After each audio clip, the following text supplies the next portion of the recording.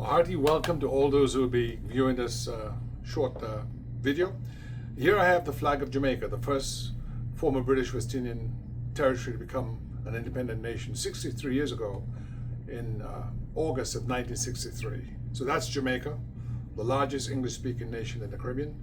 This flag at the center here is a flag of the U.S. Virgin Islands and St. Thomas, St. Croix, St. John.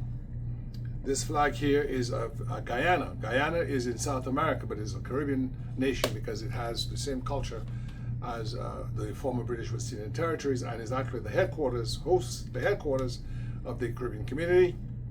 And this is the flag of the island where I was born, Dominica, designed by my English literature teacher, Alvin Bully. So Dominica, Guyana, Jamaica were English, former British colonies, and the Virgin Islands is a territory of the United States. Every August is Caribbean American Heritage Month in Maryland. And Maryland, as with the 13 colonies that preceded the United States, were all heavily influenced by the sugar industry that was, in fact, propelled by enslaved African labor.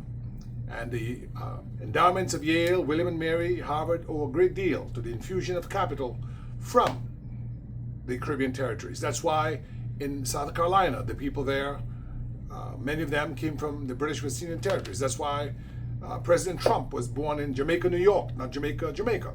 That's why Alexander Hamilton was the Secretary of the Treasury.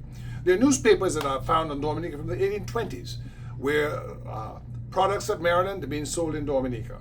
So the trade between the British West Indian territories and the British 13 colonies that became the United States was very critical to survival of the United States in the early days when sugar was king, and it was the most important product being traded. And so Caribbean identity is important to me as a person of Caribbean descent.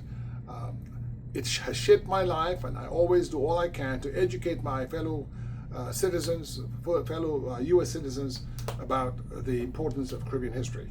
And I hope that we can continue to educate and to build bridges, not put up walls, as between the United States and the Caribbean territories. Thank you very much.